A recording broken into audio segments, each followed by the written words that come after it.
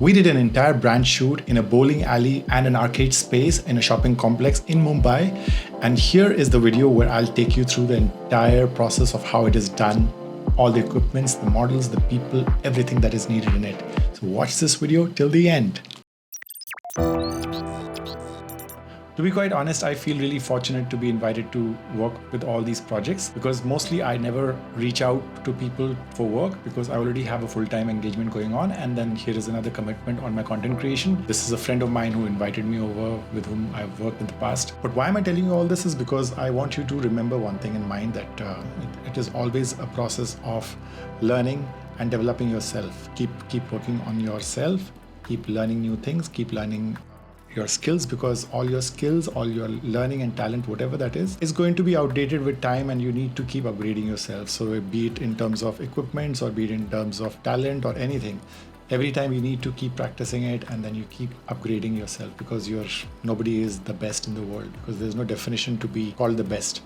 It is not really about taking up the camera and start recording or filming. It is more about how you understand the brief and how you understand the brand, and then you conceptualize the entire look and feel of the entire output. So it is more about storytelling through audio visuals, I would say that. And then in that sense, I think I have that sort of an experience which makes sense to the brands. I've arrived in Chhatrapati Shivaji Airport now in Mumbai, and I am heading to find myself an Uber and heading to the hotel. Let's see what's going on there.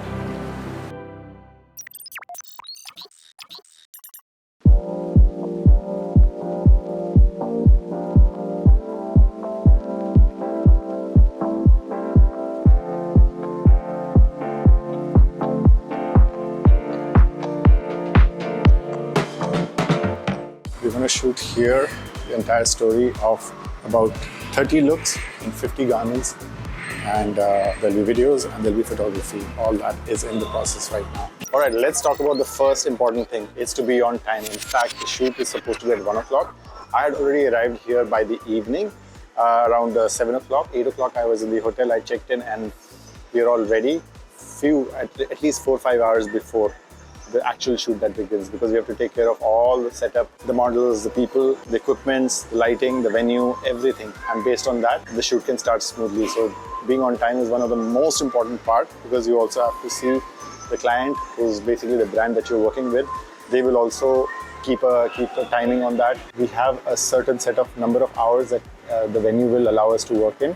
And within that, we have to take all the outputs out, because you are not going to get all the shots in one go. There will be hundreds of shots that we'll have to retake. Every time, every shoot is different, and it has its own challenges. So for that, we need to keep that buffer. That is possible only if you arrive on time. It is next to impossible to do such a shoot of this scale without professional team working. When I say professionalism, it is about keeping all your emotions or tiredness, keeping all that aside and performing, because we have a very limited set of time and we all need to work together as a team. And when I say team, I'm talking about models, photographers, videographers, the lighting, the crew, the stylist at the backstage, the makeup artist, hair expert, and they all are professionals. So it's time for some montages, and we're going to take some shots here. And I'm going to go on SNQ 4K 100 FPS on SNQ to get some close-up shots. And it plays like... We're setting up the lights now. We have there the RGB, and we have the key light here, and there are some technical words which I'm also learning right now. So this is why professional shooting is very different from what casual shooting is. So you need that specific light output, and the look and feel has to kind of be very professional, and for that we need all these expensive lights that we need to use. For this entire shoot, we have a gaffer who's taking care of the lights, and he's an expert in lighting.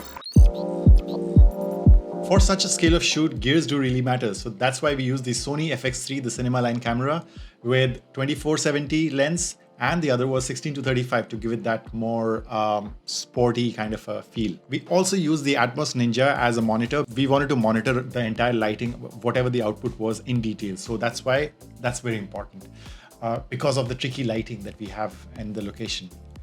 If you are new here and if you're enjoying this video, you may want to subscribe to this channel, because I make these videos around content creation and creativity. So maybe it would be helpful. On the other hand, we cannot share the final output because it belongs to a brand, but this video is totally about the backstage of how a photo shoot and a video shoot is done. So I hope you enjoyed this video. I'll see you soon in the next one. See you.